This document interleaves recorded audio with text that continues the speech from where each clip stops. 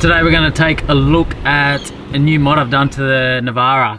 Complete rehaul, revamp, new dual battery system. This is my second dual battery setup I've had in this car. I did have a kick-ass AGM setup before, but I've changed to a Safari Victron Lithium setup now. I thought I'd do a video just to run through it all, quick basic overview.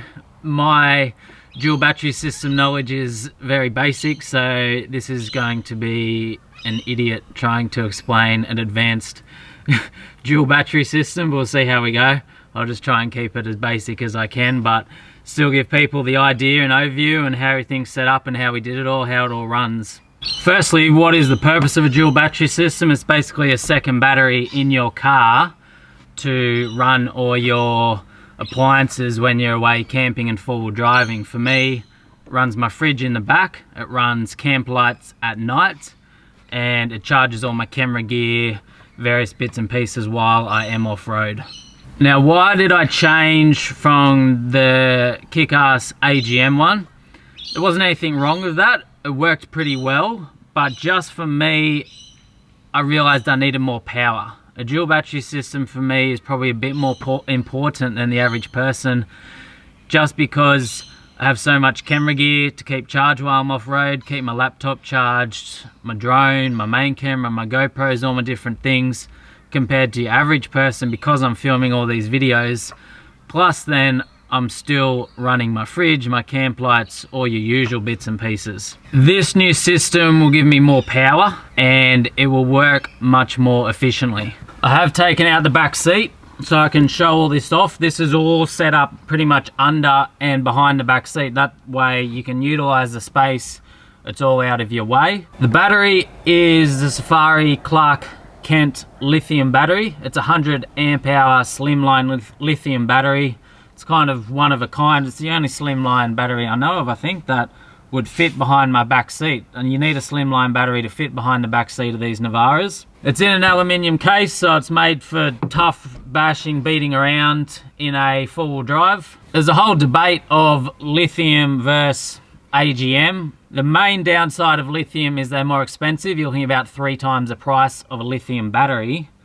In return, you're getting 4 or 5 times the life. This battery, lasts about 20 years. A similar AGM battery lasts 3 to 5 years. You're getting that lot longer life. They charge much quicker, and they're also 100% efficient with solar. So when you're charging them through solar, they charge much better through solar. Now, the biggest thing with lithium is how much you can use of them. I had a 120 amp hour slimline AGM battery in here before. With AGM, you can only safely use 50% of those 120 amps. So I could only safely bring it down to 60, which gave me 60 usable amps. With this slightly smaller battery, it's 100 amp hours. With lithium, you can use 80% and maintain that voltage the whole way through. So I can drain this down to 20 amps, which will give me 80 amps. 20 more amps than the 60, so basically I'm getting 25% more power from a smaller size battery. Also brought down my weight a lot. My old one was 30 kilos, this is about 16 kilos, much lighter. The dual battery setup starts in the engine bay. You got wiring coming from your battery through to the back here, so we ran it through the passenger feet, in under along the carpet and the skirting here, and comes up here, which runs through to your DC to DC charger. Now this is a Victron 30 amp hour DC to DC charger. So you get about 30 amps back into your battery per hour as you drive, roughly. So it's all about keeping this battery charged, charging it up, which will then give you power to run all your various different things that you need to. There's 2 ways you charge it. First one is through the DC-DC charger when you're driving, getting that 30 amps per hour into it. The second way is I have a solar controller here. Now it's upside down because the wiring needs to come out from the top, because we couldn't do it the other way. No one get upset about it. It's upside down. It just worked better that way because it mounted better there. With the solar, it has a 10-meter lead off it and an Anderson plug. I'll grab that from the back there. I just got it sitting out the back window. Now, I just keep this wrapped up on the back headrest, and when I want to charge it through solar, I have a solar blanket, and I can just like stick this wire out the window, out a door, any direction I want, plug the blanket in, and then when you set up at camp for those longer periods of time, you can charge this system through solar. Now this is the solar blanket I pack when I go away camping. It's from Safari as well. It's a 250 watt solar blanket. It's nice and light, it's only 8 kilos. I just kind of keep it on my back seat when I'm away behind a box. Basically get to camp, unwrap it, face it towards the sun is obviously going to be best. That's the good thing about solar blanket, you kind of move it around accordingly. Grab my cord out, plug it in, and then you got solar power when you set up at camp. There it is, charging up the dual battery system. Now why did I go a blanket over a hard mounted panel? The main reason being I don't really have much room for a hard mounted panel at the moment. You could put one on my roof rack, but my roof rack is always packed with my recovery tracks, chainsaw bags, swags when they're away. There's no room up there. A solar blanket was just easy. I may sort out a hard mounted system down the track. There was talk of putting one under the roof rack and being able to slide it out when we pull up at camp, but that's a possibility down the track. All right, worked out our 2 ways we get power to our battery. What are we going to do with that power? Run the 2000 watt inverter. Gone with a big inverter. That way I can run as much as I need off it. This is Victron Energy Phoenix Smart Inverter 2000 watt. Now I've just got it sitting on the back floor here at the moment. This whole system is about 90% done. This is the main thing I still need to do. I need to tidy up some of this wiring. I'm sure people get upset this wiring's not perfect. But I'm going to build a box to keep this inverter in on the back floor here, and then mount my power point into it. It's just kind of flapping around at the moment. It looks a bit ugly, but it's still all working at least. So I will going to build a box for that, mount that in, but I'm going to have the box movable as well. If I am going through a deep water crossing, I can just simply lift the inverter up, sit on the back seat. And now if water comes up higher than your back seat, well, you've got a whole lot of issues going on besides your dual battery system. I'm going to tidy up this wiring that comes down to as well. I might try and lay that under the carpet or something, but we still need to have it movable. But it's all there working for the moment. Now, a cool thing I got from Safari is an induction cooktop. Now this is an 1800 watt induction cooktop, so I can run it off the 2000 watt inverter without any dramas. Bit of a modern day new camping feature to give a go. Haven't really been away camping lately due to COVID-19, so I haven't got a proper chance to use it. I did test it at home and it's amazing how much quicker the induction cooktop heats up. You don't have to use gas and have an open flame if you're in kind of dangerous fire conditions. And it'll work well in the wind. Trying to cook with gas in the wind and cold and all that is always hard work. With this 100 amp hour slimline battery, it can put out a massive amount of voltage, so it can handle your big appliances on its own. Normally you'd need 2 batteries to give this sort of output for these big appliances, but this, you can run a coffee machine off, and I'm not going to get that, I don't drink coffee, but just saying if you could, if you wanted to, coffee machine, your big appliances, all those different things. So off this I'll be also charging, off the power points I'll be charging my laptop when we're away, all my different camera gear. I'll be able to test out this cooktop. Through the back into the tub, run some different leads. So run an Anderson plug through to run my fridge or array. It's a 50 litre Waco fridge, freezer combination, whatever you want to call it. I just run it as a fridge. And then we're also set up in the tub here a dual USB outlet and 2 12 volt outlets, so you can plug your USB phone in, plug your 12 volt camp lights in, and some of my camera gear charges off 12 volt and USB as well. So rather than using the inverter, I just plug some of my gear in here to charge up and various different bits and pieces. And when I'm not using the fridge, I can just pull the Anderson plug out or turn it off at the fridge. Now under your seat, you got these little cavities here where you can keep things. That's where I've put all the fuse box for this. The good thing about that is you don't have to pull your whole seat out to access your fuses. You can just lift that up in 2 seconds. Whereas if you want to actually access all this, you have to pull the back seat out, which only takes a couple of minutes. It's 3 bolts. But if you want to get to your fuses and all the wiring, it all runs down into here. Pull this out. And this is basically the central fuse box for the whole system. Oh, this is also, this wire here is a little earth wire for the inverter. So it is earthed something to do with electricity and electrocuting yourself, but you got to have the inverter earthed. Now this, I'll just unscrew this and we'll have a look at it. It's held together by 4 screws. Take the lid off and you got the most advanced setup you've ever seen in your life in here, which I don't even know what half of it does. Okay, this is the main central fuse box for it all. So you got your 4 fuses here for your different appliances. Now there's also little lights on the side here that will go out when one fuse blows, so you can know which fuse has gone and then just change your appropriate fuse. So that's all your small fuses for your for like the DC charger, for the plugs in the back.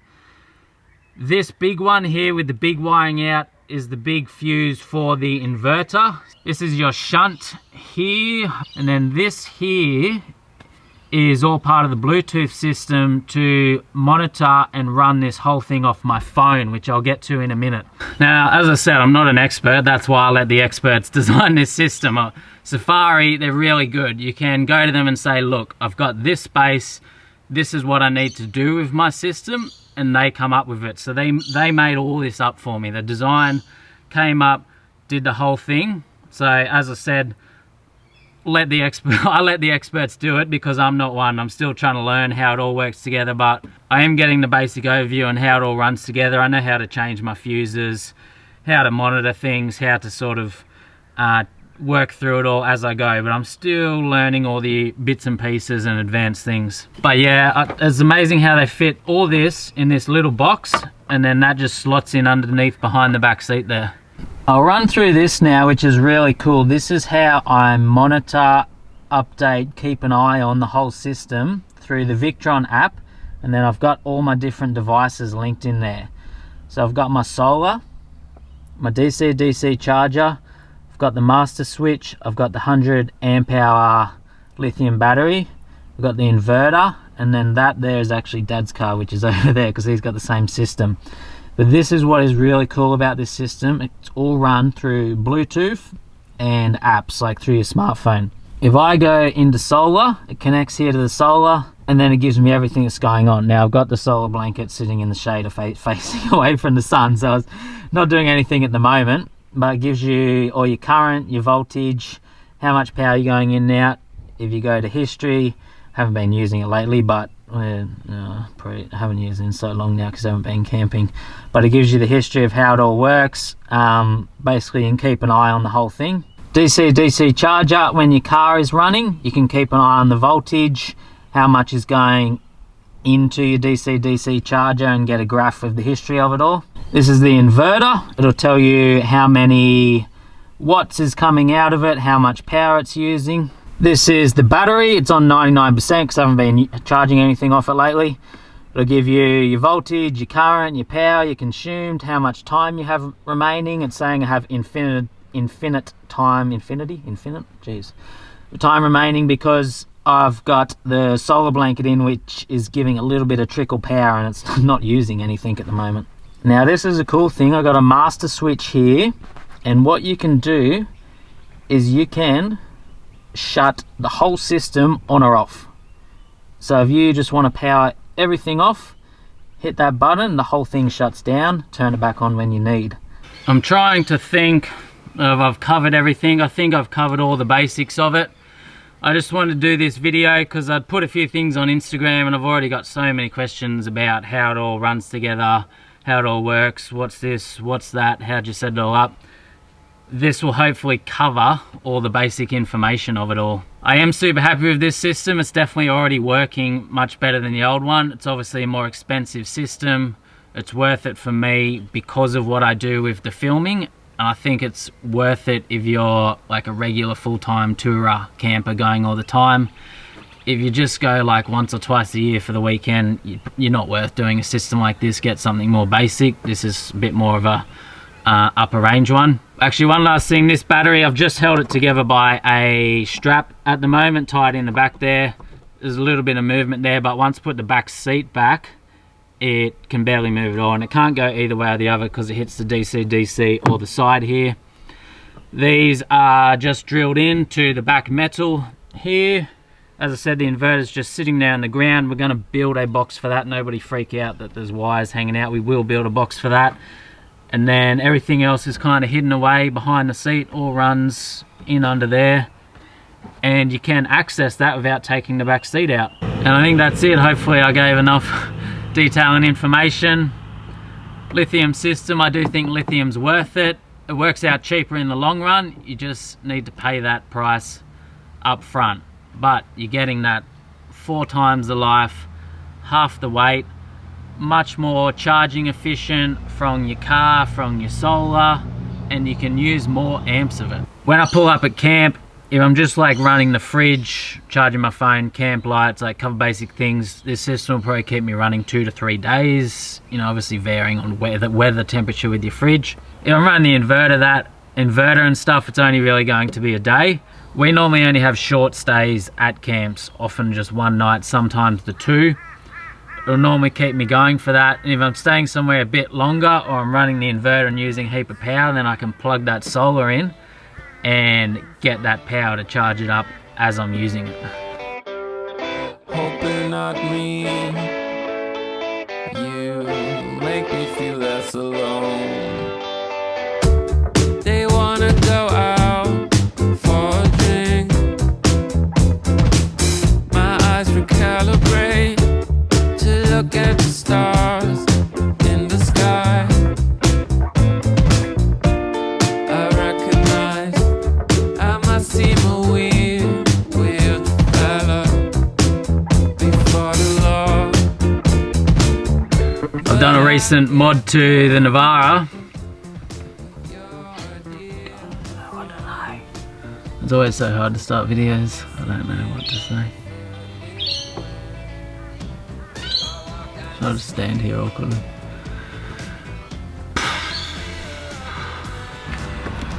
Now, due to coronavirus, no. Now, stick my head in through here. Now, we normally have short stays at camps, 1 night, 2 nights sometimes, but so I don't.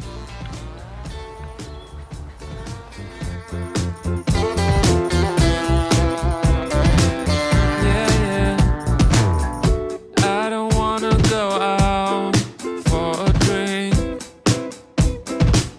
And you can take your smokes and shove them up your butt 'cause they stink.